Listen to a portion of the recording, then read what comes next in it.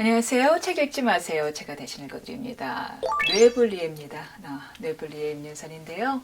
지난 시간에 까미 반응 좋았습니다. 영화 같았다는 사람도 있었고요. 지난 시간에 이어서 그 알베르 까미의 페스트 이야기를 계속할까 합니다. 지난 1편에서는 재난의 인식 능력이 각각 어떻게 다른가에 대해서 좀 중점을 뒀다면 이번에는 재난 앞에서 그럼 이미 재난은 인정됐습니다. 사람들은 각기 어떤 식으로 대응하는지 이를 까미가 어떻게 풀어가는지 한번 보려고 합니다. 말씀드린 대로 오랑시에 페스트가 선언이 됐고 도시는 고립이 되었습니다. 시의 문이 모두 다 폐쇄되어 버렸죠. 사람들이 예상치 못한 일이 발생했습니다. 그것은 뭐냐 하면은 갑작스런 생이별이었습니다. 아무런 마음의 준비도 없이 당한 사람들이 맞이하게 될 돌발적인 이별이 있었다라는 거죠. 어머니와 자식들, 부부들, 애인들. 며칠 전에 그저 잠깐 동안의 이별이거니 하고 생각하면서 도시와 플랫폼에서 몇 마디 부탁말을 이루고 살짝 키스도 주고받았으며 며칠 혹은 몇 주일 후에는 다시 보게 되리라고 확신한 저 인간적 믿음에 사로잡힌 나머지 그 작별들로 인하여 어떻게 그들이 단번에 호소할 길도 없이 멀리 떨어진 채 만나거나 심지어 소식을 주고받을 수도 없이 갑자기 헤어지고만 것이다. 이렇게 되자 어떻게 되겠습니까? 사람들은 무엇을 잃게 되느냐? 우리는 갑작스레 편지를 쓰는다는 사소한 기쁨마저 거부당했다. 왜냐하면 평상시의 통신 방법으로는 나머지 딴 지역과 연락을 가질 수 없게 되었기 때문이다. 편지가 전염의 매개물이 되는 것을 피하여 각종 서신 교환마저 금지하는 새로운 명령이 내려졌다. 바깥과 갑작스러운 격리가 이루어지게 됩니다. 사랑하는 사람들과 이별하게 되죠. 아무도 나가지도 못하게 되고요. 나간 사람이 돌아오지도 못하게 됩니다. 탈출구가 사라졌습니다. 미래가 사라지고 희망이 사라지자 사람들이 어떻게 할까요? 과거에만 매몰됩니다.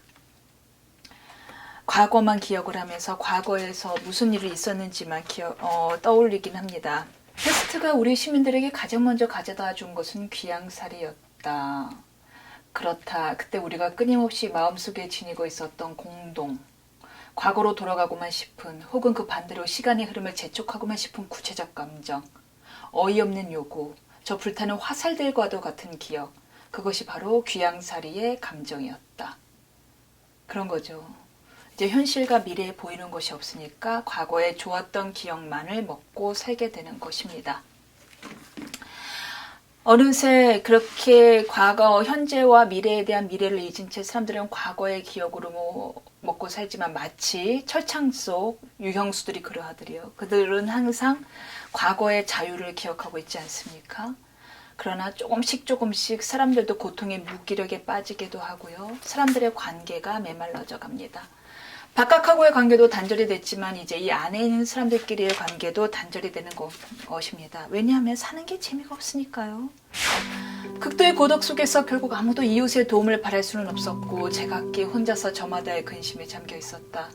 만약 우리들 중에 누가 우연히 자기 내심을 털어놓거나 모종의 감정을 말해도 그 사람이 받을 수 있는 대답은 어떤 종류이건 간에 대개는 마음을 아프게 하는 대답이었다. 남의 마음을 다 보듬어 줄 수 있고 배려해 줄 수 있는 여유가 사라지기 시작을 한 겁니다.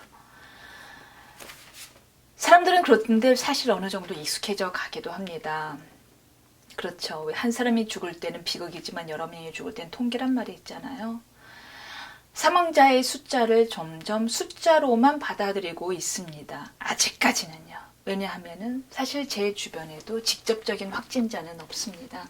그러다 보니까 그것이 저의 비극이라기보다는 솔직히 저도 말씀을 드리면 그냥 사회의 비극으로 받아들이지 제 마음이 찢어질 듯 아프진 않거든요. 아마 이 사람들도 그랬을 겁니다. 숫자로 받아들이고 처음엔 고통도 갖고 공포도 가졌다가 조금씩 익숙해져 가죠. 그 바람에 일상은 다시 영위가 됩니다. 도로의 보행자의 수는 늘었고요. 갑자기 지금처럼 직장이나 이런 게 셧다운 폐쇄가 되니까 사람들이 갑작스런 휴가에 할 일이 없어진 나머지 거리와 카페에 나와서 춤을 추기도 하고 득실거립니다. 오후 3시경부터 사람들이 바나 이런 데 카페에 바글바글 거리니까 마치 축제의 도시와도 같은 착각을 불러일으킵니다. 양질의 알코올은 세균을 죽인다라는 광고문을 써붙인 술집도 생기고요. 이건 굉장히 고전적인 표현이었군요. 자, 여기서 우리가 주목할 만한 인물이 한 명 등장합니다. 저는 이 사람을 감히 외면형 대응자라고 이야기를 하겠습니다. 바로 전에 한번 언급한 적이 있는 기자 랑베르입니다. 외지인이죠. 그는 여전히 파리에 살고 있는 아내를 만나고 싶은 것이 유일한 목적입니다. 나는 이 도시와 상관이 없어요. 리우의 기대와 어긋납니다. 이유는 왜냐하면 이제서야 특종 기사를 쓸 수 있겠군요 라고 했는데 여전히 하는 말이 나는 이 도시랑 상관이 없습니다. 선생님, 저는 기사를 쓰려고 이 세상에 태어난 것이 아닙니다. 그보다는 오히려 어떤 여자하고 살기 위해서 이 세상에 태어난 것입니다. 그러므로 나는 파리에 가는 것이 우선입니다 라는 이야기죠. 그 사람이 그럼 리우를 왜 찾아온 거냐? 파리에 가기 위해서 환자들 왕진에 넉다운이 된 이유를 굳이 찾아와서 건강증명서를 요구한 겁니다. 내가 아는 수많은 황금 인맥을 동원을 했더니 건강증명서를 떼우면은 나갈 수도 있다고 하니 그걸 좀 주십시오. 리우는 거절합니다. 그래요. 아마도 당신은 지금은 건강하겠죠. 그러나 이 층계를 나가는 순간에도 건강할지 나는 그것은 장담 못합니다. 그러므로 나는 떼줄 수 없습니다. 그럼 리우가 랑베르를 비난하는 것이냐? 그렇지 않습니다. 오히려 또 위로해 줍니다. 당신은 아내와 재결합하게 될 것입니다. 포고가 있고 또 법률이 있고 패스트가 있으니 각자의 역할은 마땅히 자기가 해야 되는 것이겠지요 라고 이야기합니다. 그러자 랑베르가 오히려 리우를 힐난합니다. 선생님 말씀은 이성에서나 나오는 말씀이시죠. 선생님은 추상적입니다. 도망가려 하는 사람은 자기면서 오히려 자신이 그 안에서 묵묵히 패스트와 싸우고 있는 사람을 비난을 하죠. 그런데 이 말은 리우를 생각보다 꽤 아프게 만듭니다. 추상. 패스트가 더욱 성해져서 일주일에 사망 환자 수가 평균 500명에 달하고 있는 병원에서 보낸 그 하루하루의 날들이 정말로 추상적이었을까? 나는 왜 추상 속에 있어야 했을까?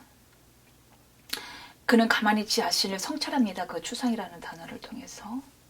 생각해보니까 본인이 그 추상 속에서 감정이 메말라져 가고 단조로워지고 그리고 무관심에게까지 이르는 자신을 발견하게 됩니다. 왕진 같은 것은 지긋지긋했다. 유행성 열병이라는 진단을 내리는 것은 곧 그 환자를 당장 끌려가도록 만드는 일이었다. 그럴 때면 정말 추상과 난관이 시작되는 것이다. 환자들이 이야기합니다. 동정해 주세요, 선생님. 물론 의사는 동정을 했다. 그러나 그것이 무슨 도움이 되겠는가? 의사는 전화를 걸지 않을 수 없다. 그러면 이내 앰뷸런스의 사이렌이 울리고 마는 것이다. 결국 싸움과 눈물과 설득, 요컨대 추상이 시작되는 것이다. 신혈과 불안으로 과열된 아파트 속에서 여러 가지 난장판이 벌어진다. 그러나 병자는 끌려간다. 그제서야 리우는 그 자리를 뜰 수 있다. 그럼 리우에게 언제 동정을 할 수 있는 여유가 있겠습니까? 리우는 끝없이 되풀이되는 비슷한 광경의 기나긴 연속 이외에는 아무것도 기대할 수가 없었다. 그렇다. 패스트는 마치 추상처럼 단조로운 것이었다. 그는 그날 저녁 공화국의 여신상 밑에서 오직 마음속에 차오르기 시작한 벅찬 무관심만을 의식하면서 랑베르가 들어간 호텔의 문을 바라보다가 그것을 느끼게 되었다. 그가 살기 위해서 감정에 방어막을 치는 것이라고 생각을 합니다. 아마 지금도 질병관리본부의 사람들은 이 단조로움 속에서 추상 속에서 지내고 있을 것입니다. 드라마틱한 감정의 변화는 그들에게 어떠한 도움도 돼주지 못하니까요.